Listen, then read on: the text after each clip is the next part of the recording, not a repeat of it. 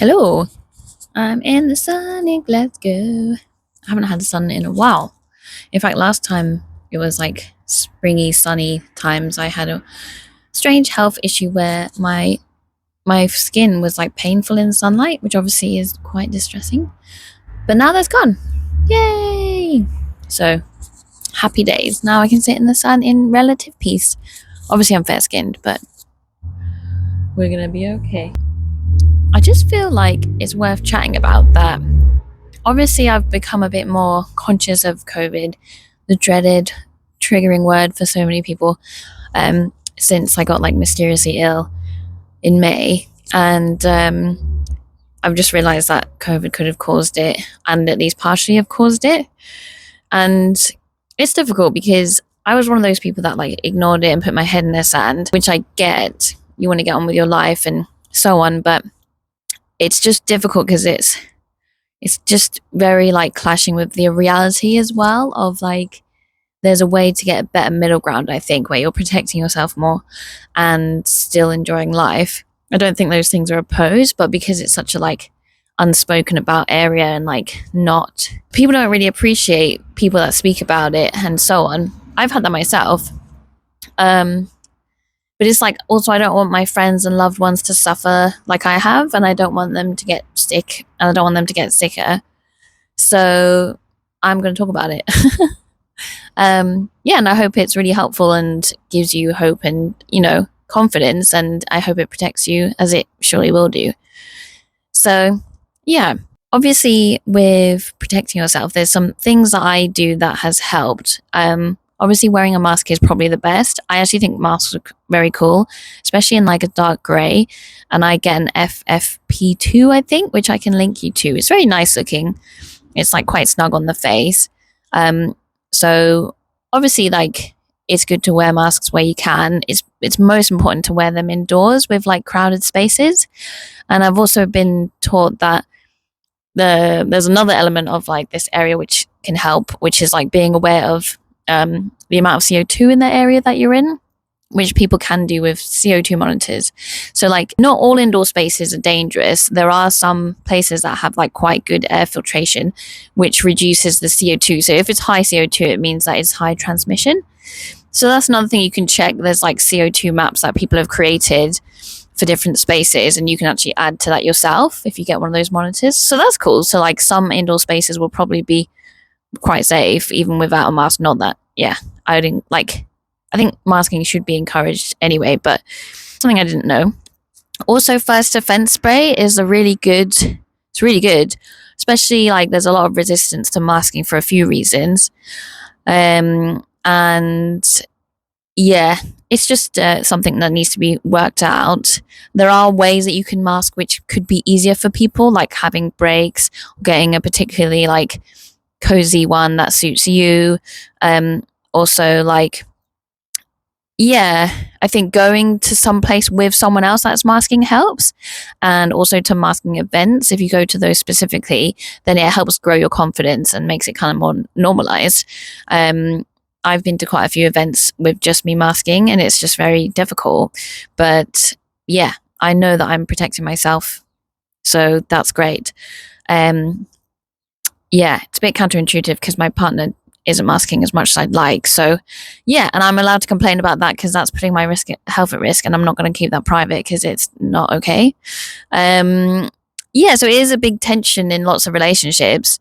I do think if people learn about the facts more, it would be much easier.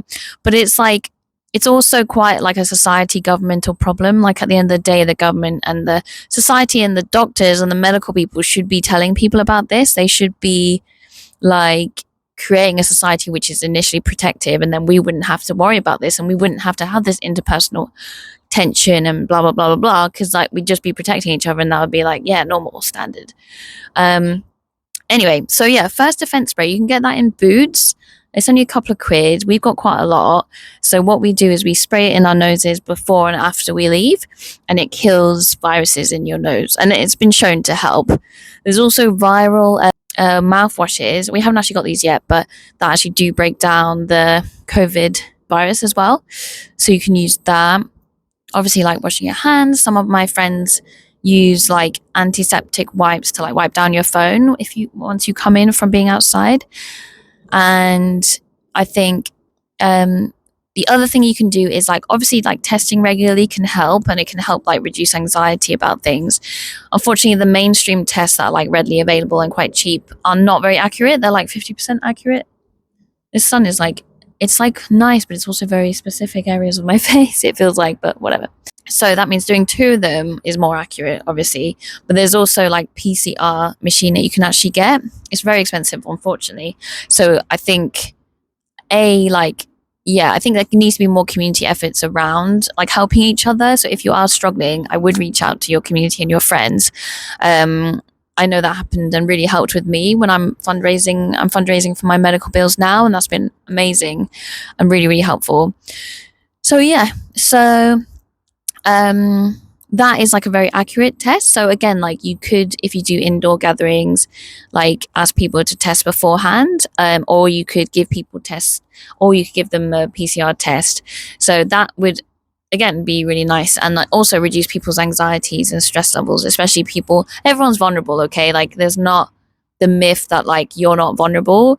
Like COVID hurts your organs and your immune system every time you get it, and like it's a thing now still, but it's not being treated like it's a thing, and it can be asymptomatic like the whole time, 30 to 40% of the time, which is obviously quite stressful and quite maddening once I learned that, because I didn't know that until recently. Like I thought, yes, it's asymptomatic like some of the time, but then someone develops symptoms and will know. But no. So yeah, and another thing that I did myself is like I actually stopped testing when I was ill, when I was like, oh, it's over, like it's fine. So I don't actually know how many times I've had it now, and the effects are cumulative. So over time, I actually wonder if people will be getting more and more serious about it again, because they'll be infected a few times, and then again, it's more dangerous the more you get it. So I do think it might become more of a like, hopefully a protective, I mean, hopefully people can do it before they get really ill. It's not really a question of if you're not taking any precautions, in my opinion, because it's around, on average in the US, people are getting it once a year.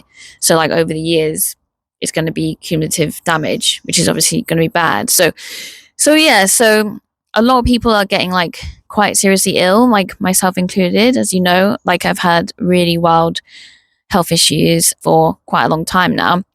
And lots of people I know are getting quite sick with like lots of different serious illnesses that COVID often increases the likelihood of, such as MS, diabetes, vein problems, deep vein thrombosis, neuropathy, small fiber neuropathies. It does so much, doesn't it? And I'm not saying this to scare you. It's just the facts, right? So I obviously want to protect you, and I want to protect me, and I want to protect my community. So because the government doesn't do it, in fact, it's probably in their interest for us to get sicker, because the economy profits from ill people.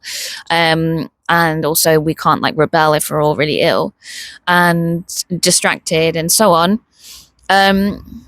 Yeah, like this is basically what we have to do as a result of all that. Otherwise I would just leave my community and my government to it. Do you know what I mean? And yeah, from my perspective, I'm like, I can't really afford to get more sick if I can avoid it. And that's why I'm putting like as much as I can, and as much as my relationship can handle, like protections in. And I think it is very difficult when you're in a couple or you're in relationships or you live with other people, because you have to like navigate all of that. And obviously I love my partner a lot, but it feels like, some notion of having fun is being put before my health, and that's not acceptable to me. So like I know it's more like nuanced than that, and like there's more compassion that we're both going to learn for each other about this topic. And yeah, I get frustrated because I'm being treated like I'm like misinformed and like kind of going down a conspiracy theory hole, when it's actually the opposite. Like the mainstream right now, and the mainstream approach is the conspiracy aspect. That's the idea that it's over and everyone's safe and we don't have to take any precautions to protect ourselves. That is a conspiracy. That's not factual, right? There's a plethora of research which is supporting what I'm saying. And believe me, I'd rather not be talking about this, and I'd rather just stick my head in the sand. But protecting myself and my loved ones is more important than like how cool I look or how appealing I am to you. I do think that people will come around, once they learn and once they get sick, unfortunately, like that happened to me. This is basically what I'm saying and what I'm doing. I don't want this to happen to you. Yeah, I think it will teach us a lot, and I think there's so much goodness in here as well. Like, there's a really cool COVID WhatsApp group you can join that give you lots of support and advice. Like, I was trying to find these tests for my PCR tester for ages, and the company was sold out for ages, and I was like, oh my god, this would help my relationship so much, because like my anxiety would be calmed if I knew we were like both fine with a really accurate test, like at the time. Obviously you want to prevent it at first anyway. And like, they were like, oh, you can get it at this other website. And I was like, oh my goodness. So yeah, it's a really great community. And again, this targets like marginalized people more than anyone else. Like, neurodiverse people are more likely to get ill. People with hypermobility, like me, the queer and trans community, are more likely to get ill with this. But it doesn't mean that everyone else is not likely to get ill.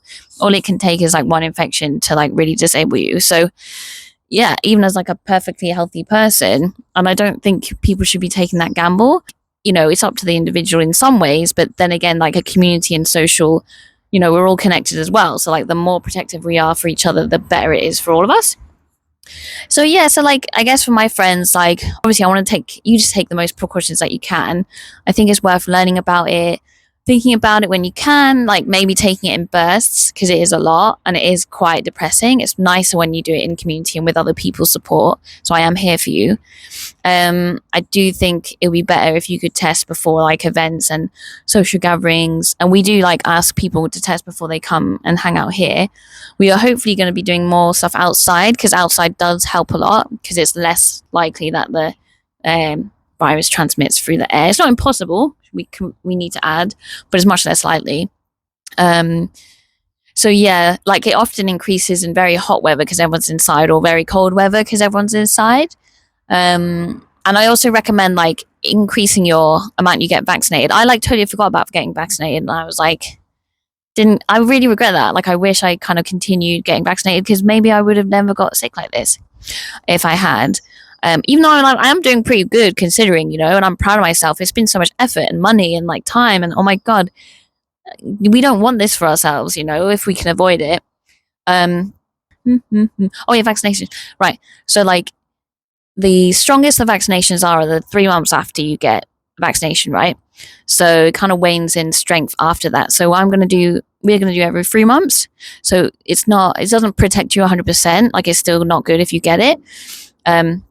But it's like less damaging, and it's less like you'll get long COVID, and so on, and like more severe symptoms, but it's not impossible. Can I just say that also the vaccine has its own risks associated with it? So obviously you getting more is also increasing your risk. So it's a bit confusing, because like both the vaccine and COVID can give you, for example, small fiber neuropathy, which is what I'm pretty sure I have, but the medical people are being very useless about at the moment, but slowly getting somewhere. But anyway, so that's a really difficult, confusing situation and to figure out. But I kind of worked out that COVID is more likely to give it to you. I'm worried about it worsening my symptoms, which you can do. So yeah, I decided to get the vaccines, and more frequently. So hopefully they go really well. Fingers crossed. Yeah, and obviously like learn about it. I would have like breaks and like have as calm as you can conversations about it. Do you expect marginalized people to be quite sensitive about it as well? But just remember, like, you're not immune because of X, Y, and Z. You're also at risk, unfortunately. Yes, levels are not like super high, but it is a very dangerous and like quite unique illness and disease, and it's multi-systemic, and there's not great treatments at all. I don't think there's any existence apart from one that I'm examining, which is like 10 grand. So yeah, it's obviously, yeah, we just need to protect ourselves as much as we can. Also, yes, like obviously taking precautions if and when you actually are sick is important, like sick with anything. But remember, like, I don't like this fact, but it's true that 30 to 40% of the time it's fully asymptomatic from start to finish, which means you may not ever know that you had COVID, and you could be passing it on to your loved ones and your friends and your family without even knowing. And it sucks. And I'm sorry that is so horrible, and it sucks. But I can't control that situation. And it's not nice to hear. I don't like hearing it either, but it's a situation. So that's why all these other things are important. Antibacterial stuff, sorry, I'm not really technical sometimes, on your hands can be really helpful. But yeah, I really do rate masking and first defense spray. And I think there are like, rather than all or nothing, or like very, I just think nuance needs to be taken into account, including between people. For example, like if couples live apart, one person could go out to an event unmasked and like not see the other person for however many days and then go see them after a test. Like that is possible. So those kind of nuanced things are possible.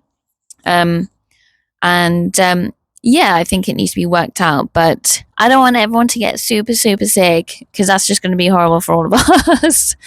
Yeah. And it's already happened to a lot of people already.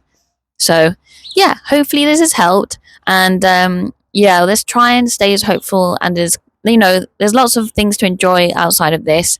And it makes life easier to enjoy if we're as healthy as possible. And yeah, I'm glad that I'm doing pretty okay. My main symptoms at the moment are just tummy stuff, which is like, I'm sure there's stuff I can do about that. So I'm pretty happy. It's taken so much time and energy and money to get like to an okay place. So I'm really grateful to all of you for your help because you've all been amazing and very generous and kind with everything. And yeah, happy days in terms of surviving in the shit world. Also, it's so enraging about how, yeah, how the whole state has like dealt with this. They're such evil people. They're so evil. It's unbelievable.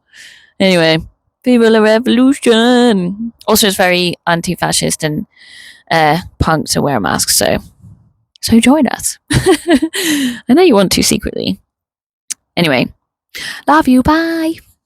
Also, I've been recommended. I actually don't know enough about this so far, but obviously, the more you can like aerate an area, like if you're inside, like opening windows and getting air purifiers, I've been recommended a certain air purifier. So when I have the money, I'll get that too. Portable HEPA device. So yeah, hope that helps too.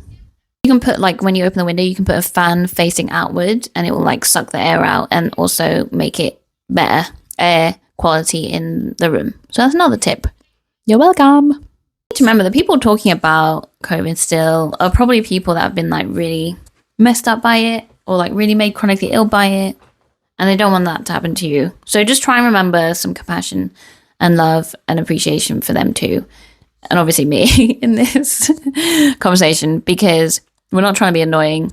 Yes, and on the face value it's annoying. I'm annoyed by it. I hate it. I just hate it. I hate it, but I also don't want to have a horrible time living, and this will hopefully help. There are some nuances to work out as well about like, it's especially important to mask if you're going on public transport, for example, or like traveling on a plane, if you can. But maybe in smaller groups, it's like, I mean, I really struggle with smaller groups. I'm still working that out myself. So yeah, like maybe the smaller groups could be unmasked, but like asking everyone to test. Yeah, so I just think it's that kind of thing you need to work out, but without knowing about all the options and also the risks and how things happen and are transmitted and stuff, it's just very hard to do that. And I do think having a community to help you has really helped me, because I just found it very isolating and also overwhelming. Yeah, I would obviously want to have like loads of fun and just have a normal life and not have to think about this, but that's just not the situation. You know what I mean? Like, in order for me to have the nice life where I have lots of fun, I need to think about this. And I want that for everyone as well, and for you to preserve that for as long as you can, because like this stuff can like properly like disable you. Like, I know people have said that for ages, but I didn't really realize how literal that can be until I experienced it myself. If it messes up your nerves, you might not be able to walk. Might not be able to like use your tummy anymore, or that might not be able to function anymore. So, it's better to be avoided. There's just lots of things. It's pretty endless what you can do. So let's try and keep on avoiding it as much as possible. Yeah. And keeping safe. But yeah, now let's think about some other things and have fun too.